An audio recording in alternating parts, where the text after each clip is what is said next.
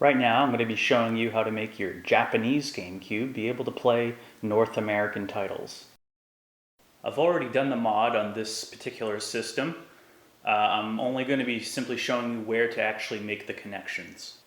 For this project you're going to need a game bit screwdriver, a standard size Phillips screwdriver, a smaller Phillips screwdriver, a soldering iron, and along with solder of course, 40 gauge wire to actually make the connections with, a mini slide switch of some kind. I'll post a link below of the exact type that I used. And optionally you'll need a glue gun to somehow mount your switch onto the back of the system. Okay, so I'm just going to remove the screws along here, and there's also a set of screws here, and another set of screws on the back where the fan mount is. I like to actually take these off first, and then there's a couple underneath here. There's also some mini or small Phillips underneath here. I'll be able to get access to that in a moment. So I'm just going to speed it up.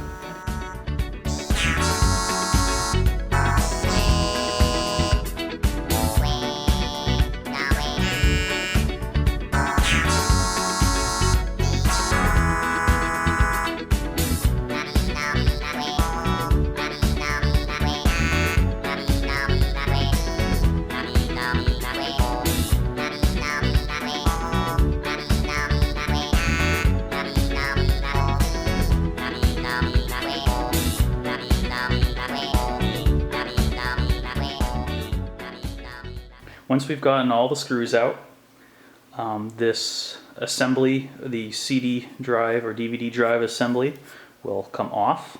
Hold on just a moment while I zoom out a little bit so you can catch all that. And move this a little bit forward here. As you can see, this is where I've chosen to mount my switch. I've used a glue gun and just kind of glued it on the back of that vent there. But also, I forgot to mention, there is a ribbon cable on the back of this controller board here. It is relatively flimsy, so careful not to break it or tear it. Also, you can remove it pretty easily. It's just that when you do, you will reset the clock, the internal clock and date on there, because the battery for the unit is right up here. Anyhow, so as you can see, I've taken off the drive. It comes off in one big piece. I'm just going to place that to the side. I can actually leave the controller board there. If you want, you can remove it. It is kind of tricky to remove. Basically, you can just kind of wiggle the cable slowly out and you can take it off, but I'm just going to leave it there. Next, as you can see, we got the large heatsink on top of the CPU and GPU. There's, I believe, 6 screws here, here, and here. You can use a small screwdriver to take it off, and I'm going to do that for you right here, real quick.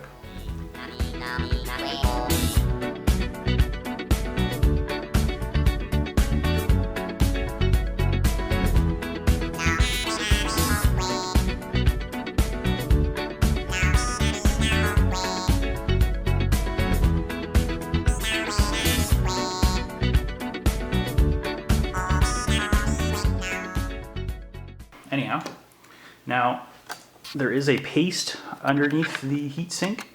It's fairly sticky. You can either pry it by kind of wiggling it back and forth up like that. You can try to do it straight up. Straight up is kind of hard. I prefer to wiggle it horizontally, and then as I'm wiggling it, pull up obviously. And this might take a little bit. Just bear with me a moment. You must be gentle because you can break it. Also be wary that this main board is not really attached to the bottom case anymore, so it is possible to just rip out the entire board from the plastic casing. So just want to be careful of that.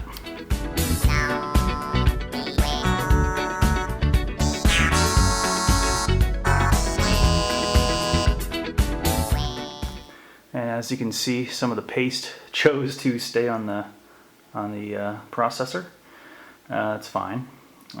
Just make sure to leave it face up so they don't get dirt or anything on the paste there. If you want, you can take, I wouldn't use your finger because it is quite sticky and you don't really want to get too much dirt on there.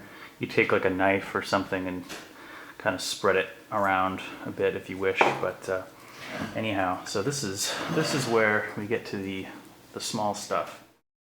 Directly above the ATI GPU, you'll see a set of jumpers. If you're using a Japanese system like myself, the center jumper will be missing, and if you're on a North American system, the bottom jumper will be missing. First connection we're going to make is going to be on this left connection pad. I find the best way to make this connection is to actually apply the solder onto the wire you're going to use to connect to your switch. And then once you're pressing the wire up against the connection pad on the motherboard, you basically quickly melt with the soldering iron whatever's on the wire and let it flow down onto the connection pad. Make sure it doesn't spread out too far or bubble up anywhere where you don't want it. You don't want it connecting to any of the adjacent jumpers or anything else. You just want it to be right on that exact point. For the second connection, we're going to be placing a wire on the end of this transistor. And as you can see, if you have your GameCube open, these little components that we're soldering to are incredibly small. Be sure that you're skilled with a soldering iron and you have still hands, because it is possible to mess this up quite easily. Okay, so once you have the two ends soldered where you need to place them, you can pretty much, I think the best way, in my opinion, to mount the switch is on the vent like I have here. And the best way to do that, kind of follow around. There's a little hole on the end of the main motherboard here. I put a piece of duct tape here just to hold the cables there while I was mounting it. You don't necessarily need to have tape there, but anyway, you can pull them out through here. And I went ahead and kind of, as you can see, kind of looped it around there. And then I have a little mini switch. It's pretty easy to attach. You can use glue, or I decided to use a hot glue gun. That way, if I wanted to remove it, it's pretty easy to peel off and flake off if I ever want to disassemble it. Yeah, and that's pretty much it to the whole thing. One thing, a lot of these switches aren't quite small enough to fit through the vents on the back. You can either make the vents bigger, which I don't recommend. What I ended up doing was using an X-Acto knife and shaving the switch just a tiny bit so it can fit through the vent in the back. When reassembling your GameCube, remember to leave the door open. As you can see on the cogwheel there is a leg that's sticking out. If you were to leave it in a down position, there's a possibility of that leg to potentially break some delicate switches on the system. So just to be safe, leave the door open so that way the leg is out of the way and clear of those switches. Right now I'm booting up the GameCube in Japanese mode just to show you what that's like. Currently I have a copy of F-Zero GX in the system, and that's why I couldn't read it, because it's currently in Japanese, as you can see right now. Also, I just wanted to point out real quick, I do have a memory card in there, and notice it doesn't actually detect it yet. I go in here, it does detect the memory card, however, it is formatted to the North American specifications. So essentially, you cannot mix save files of Japanese origin and English origin on the same memory card. The card has to be formatted to accept either or, and like I said, it cannot be mixed. Right now I have a bunch of American save files on that memory card, and because it's formatted in English, it's wanting to format it in Japanese so it can start using it. And basically I'm going to abort this whole function by turning off the console. So essentially, though, you're going to want to keep two separate memory cards for your English games and your Japanese games. One thing you're going to want to be careful of is when you're putting in a game for the first time. Let's say if I popped in the Japanese version of Super Smash Bros. Melee, it'll ask to create a game file. At that point, it'll also ask if I want to reformat the memory card so I can use it. And so you're going to want to be careful, because if I had any American saves on there, it would completely wipe it clean and it won't be anything on there. So right now I'm going to set the system into its American setting. Power up, I'm going to hold A so I can get to the menu.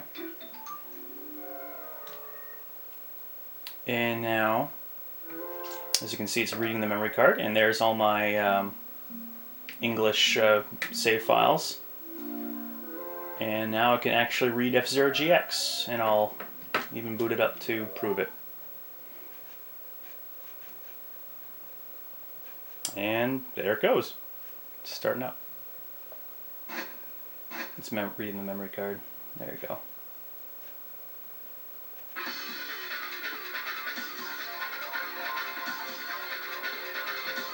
Ta-da!